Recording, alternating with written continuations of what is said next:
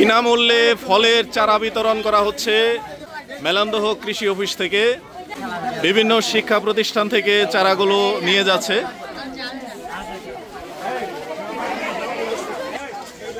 তোমরা কোন প্রতিষ্ঠানে? রাবিয়া ইসলাম উচ্চ বিদ্যালয় না? চারাগুলা নিয়ে কি করবা তোমরা? বাসায় লাগাবা?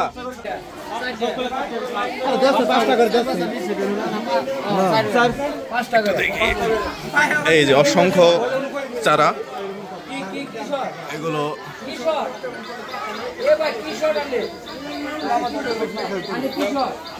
বিতরণ করা হচ্ছে।